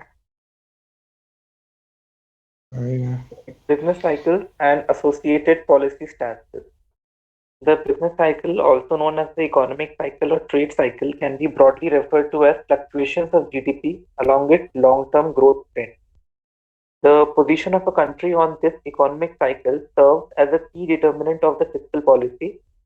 The survey argues that, in general, fiscal policy must be counter-cyclical to smooth out economic cycles instead of exacerbating them. While counter-cyclical fiscal policy is necessary to smooth out economic cycles, it becomes critical during an economic crisis. Following can be cited as key advantages of following a counter-cyclical fiscal policy. Fiscal multipliers, which capture the aggregate return derived by the economy from an additional rupee of fiscal spending, are unequivocally greater during economic crisis when compared to the economic expansion. This is because economic crisis creates a binding liquidity constraint on households, that is, lowers their disposable income. In this context, increased government expenditure eases the liquidity situation of the household and leads to consequent increase in consumption levels. During an economic crisis, credit becomes expensive, thus weakening investment and consequently growth. Fiscal expansion increases market liquidity, thus making credit cheaper and stimulating investment and growth. Fiscal multipliers are likely to be higher in recessionary periods because private savings increase through the precautionary motive to save. Physical multiplier he money multiplier है क्या? नहीं, वो दोनों अलग अलग होंगे ना, physical multiplier money multiplier same होंगे? नहीं अलग होंगे। नहीं अलग अलग होता होंगे है। ना। मनी मल्टीप्लायर तो मनी सप्लाई से रिलेटेड है। हाँ, ये सेविंग की बात कर रहा है शायद। स्क्रॉल करना। मनी मल्टीप्लायर तो जैसे 100 रुपीज इन्वेस्ट किए तो वो कितना ग्रोथ रेट, मतलब वो किस रेट से चेंज होगा उस तरह है ना? हाँ, वो तो समझ गई। हर M0 से 100 M4 तक वो मनी मल्टीप्लायर होता है। क्या हुआ? इसकी वो रेशियो होता है ना, M3 अपॉन M0 ऐसे करके होता है। हाँ, ठीक है। बेसिकली मतलब यहाँ पे तो यही कह रहा है कि फिजिकल मल्टीप्लायर मतलब जो खासकर क्राइसिस की सिचुएशन में होती है, वहाँ पे लिक्विडिटी क्रंच रहता है, लोग अपने जो वो सेविंग्स है उसको दबा के बैठ जाते हैं, उसको स्पेंड नहीं करते। तो ऐसे में गवर्नमेंट अगर स्पेंड करे तो उसका जो इफेक्ट है वो बहुत ज़्यादा अच्छा हो रहेगा इसमें।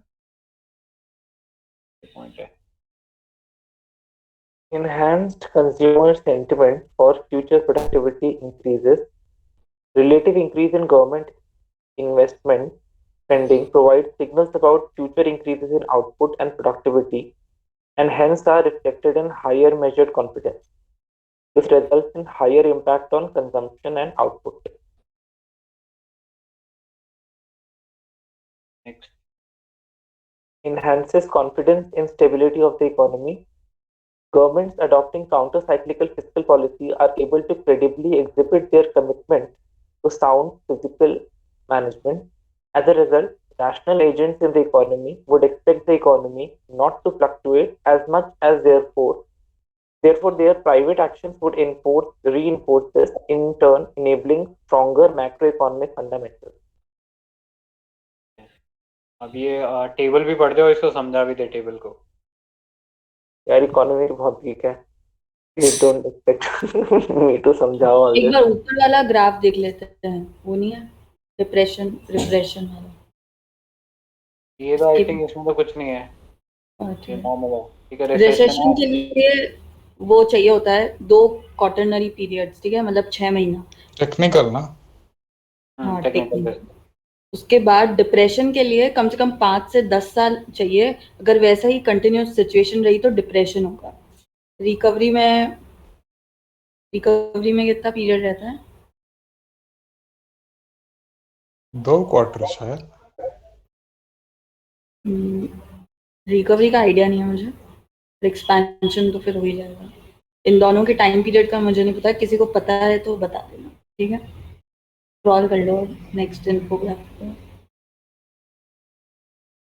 नेक्स्ट है, एक है प्रो साइक्लिकल पॉलिसी, एक है नो पॉलिसी एक्शन और एक है काउंटर साइक्लिकल पॉलिसी।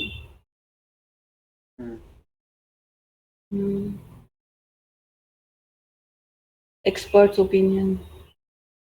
इसके अंदर देखो नो पॉलिसी, ये ब्लू वाला दिख रहा है सेंटर में। ठीक है, अगर कोई पॉलिसी इंटरवेंशन नहीं हो रहा, जैसे अभी हमने ऊपर देखा, एक टाइम आएगा पीक, एक टाइम आएगा ट्रफ। ठीक है, तो जब नॉर्मल रहता है तब तो ये ऐसा ही रहेगा। ठीक है, बट अगर प्रो साइक्लिक है, यानी इस साइकिल के साथ ही गवर्नमेंट की पॉलिसीज भी अलाइन कर रही है, यानी जब मार्केट बूम कर रहा है तब सरकार और पैसा डाल रही है उसके अंदर, उसको और ज्यादा बूम करा रही है, तो क्या हो जाएगा, उसका जो क्रस्ट है वो और हायर चला जाएगा, यानी आउटपुट जो है वो बहुत ज्यादा पॉजिटिव में चला जाएगा।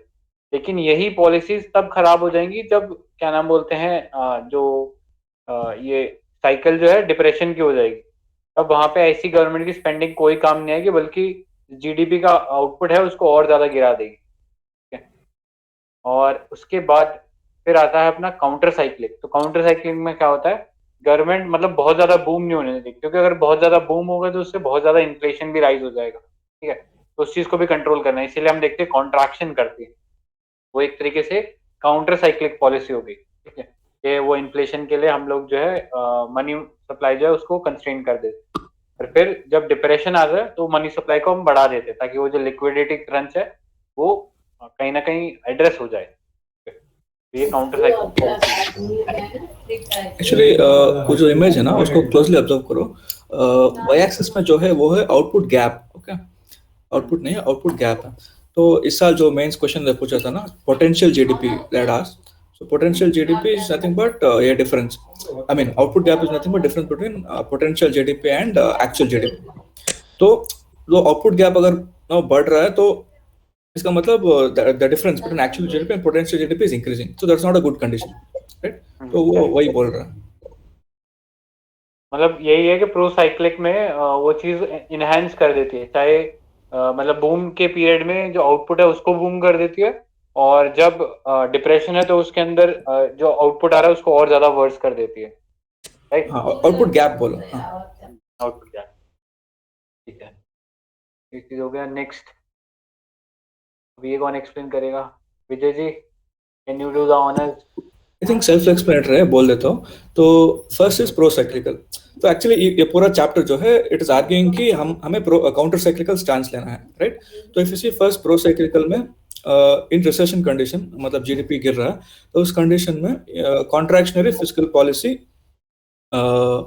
If it is contractionary fiscal policy हम लेंगे तो क्या होगा, कॉन्ट्रैक्शनरी में government will reduce the expenditure और it will try to increase the taxes, right. Recession में गवर्नमेंट यही करता है नॉर्मली, तो that would be pro cyclical. तो सर्वे इज टेलिंग ऐसा मत करो, right. Pro cyclic I mean recession के टाइम में if you do pro cyclical, इसका मतलब होगा कि in the current condition if you see ना, government should reduce the expenditure and increase the taxes, तो it is not advisable. Pro cyclical is not advisable. Next, expansion के time में if you see expansionary fiscal policy is again same thing. Government will increase expenditure and government will reduce the taxes. तो this is expansion के time में अगर ये government करेगा ना तो it will not be much impact because expand already हो रहा है economy, right? तो overall if you see outcome में क्या होगा pro cyclical में, it deepens recession. तो जो भी ऑलरेडी इफेक्ट हो रहा था ना उसको वो और एम्पलीफाई कर देता है. That is why if you see वो प्रीवियस ग्राफ में प्रोसाइक्लिकल में वो फुल ऊपर जा रहा है आउटपुट गैप. तो जो भी होता है वो एम्पलीफाई कर देता है प्रॉब्लम को. So it deepens recession and amplifies expansion, thereby increasing fluctuation in the business cycle. So pro-cyclical is generally not advised.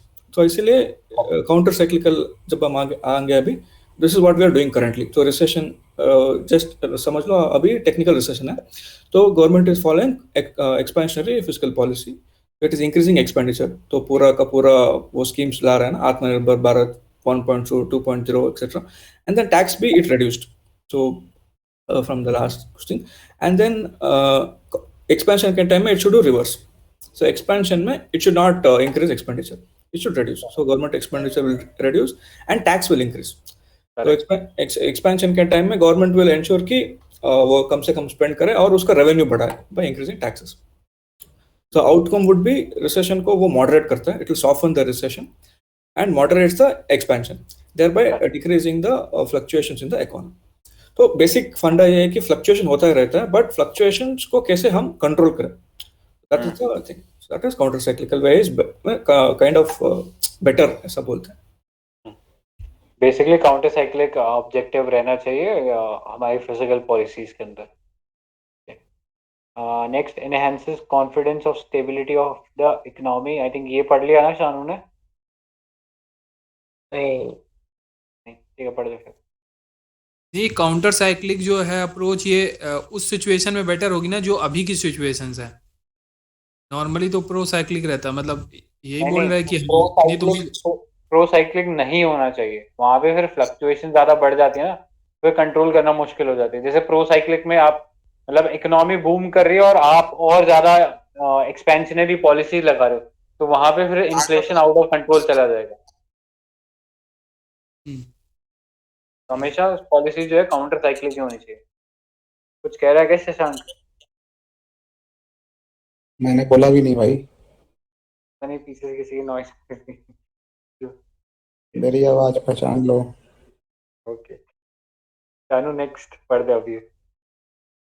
enhances confidence in stability of the economy. Governments adopting counter-cyclical fiscal policy are able to credibly exhibit their commitment to sound fiscal management. As a result, rational agents in the economy would expect the economy not to fluctuate as much, and therefore their private actions would reinforce this, in turn enabling stronger macroeconomic fundamentals. For India, in the current scenario, when private consumption, which contributes to 54% of GDP, is contracting, and investment, which contributes to 29%, is uncertain, the relevance of counter-cyclical fiscal policy becomes paramount. याद रखना पड़ेगा.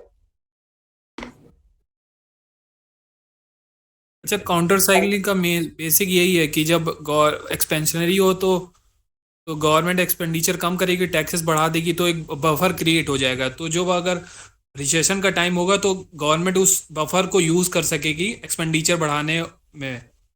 Correct. Normal circumstances में भी तो हमें मतलब ऐसे counter cyclically prefer करेंगे. Right. RG differential debt sustainability in India. The RG differential or interest rate growth differential refers to the difference between nominal rate of interest in an economy and the nominal rate of growth. Debt, on the other hand, refers to public debt of a country, which includes debt from domestic as well as foreign resources.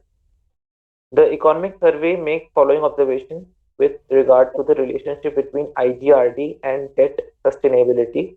The debt to GDP ratio depends on three parameters, namely IRGD, the debt to GDP ratio in the previous period, and the ratio of primary deficit to GDP. As long as primary deficit is a constant fraction of GDP, IRGD is sufficient statistic for estimating the debt sustainability. That is, the ease with which a government can reduce its debt to GDP ratio depends primarily on the IRGD. More negative the IRGD, the easier and quicker it is for the government to ensure debt sustainability. illustrated through this infographic, assuming that the nominal growth rate is 12.8%, whereas nominal interest rate is 8.8%. कोई समझा दे भाई, क्या आपको लगे अभी तक? क्या ही होगा, मैंने क्या ही पढ़ दिया, पता नहीं। नहीं, सिंपल है। देखो, 2 टर्म्स है ना, ये interest rate and growth. Okay, तो इसका डिफरेंशियल निकालना है, बस इसका डिफरेंस है। तो जस्ट इंडिया का सिनेरियो ले लो। इंडिया में क्या है, इंटरेस्ट रेट जनरली हाई होगा डेवलपिंग कंट्रीज में, right. Growth rates if you see almost उसी के लेवल में होगा। संजय थोड़ा नीचे, वो ग्राफ है नीचे, हाँ, इफ यू सी हियर ना, वो येलो वाला line is our growth rate. Okay, तो हमारा येलो वाला लाइन ऑलवेज ग्रोथ रेट थोड़ा हाई होगा, लाइक नॉमिनल हम विटेल राइट 10%, 12% ऐसा है नॉमिनल हमारा। बट वो डॉटेड लाइन जो है हमारा इंटरेस्ट रेट, तो इंटरेस्ट रेट भी इफ सी लास्ट कुछ डेकेड्स में 6%, 7% ऐसा है, अभी 5% तक की आ गया। इसका मतलब ये है कि nominal growth rate is high, interest rate वो कम है। तो this means that our growth rate is more than interest rate, right. तो इसका यही मतलब है, whatever we are taking ना, like interest जो भी हम लेते हैं, we can easily repay because we are growing more faster. Okay, तो ये IGRD है, that is interest rate growth differential। निकलता कैसे? Difference between nominal rate of interest in an economy and the nominal rate of growth।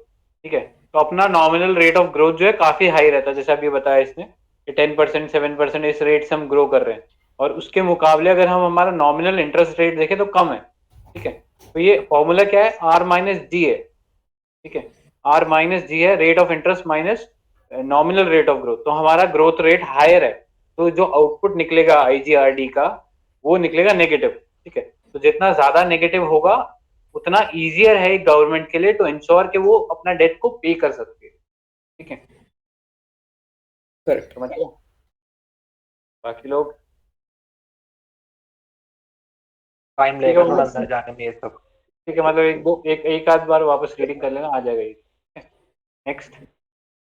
As a norm in India, over the last 2.5 decades, GDP growth rates have been greater than interest rates.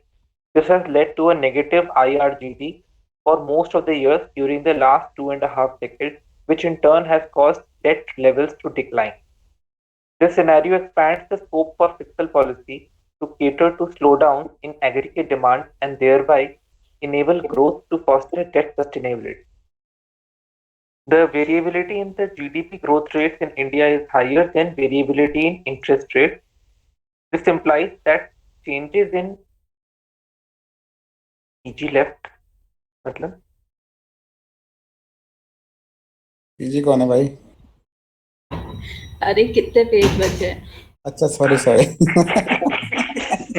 मुझे this implies एक second में page देख के बता देता हूँ आदित्य जी। 5-6 पन्ने इसमें तो यार, लंबा है। काफी लंबा है यार ये तो। आंसर लिखने हैं यार पॉलिटिकल साइंस के। मुझे भी लिखना है। ठीक है, ये एक पेज और कर लेते हैं, फिर बाकी हेडिंग कंप्लीट हो जाए तो फिर छोड़ देते हैं ना हेडिंग।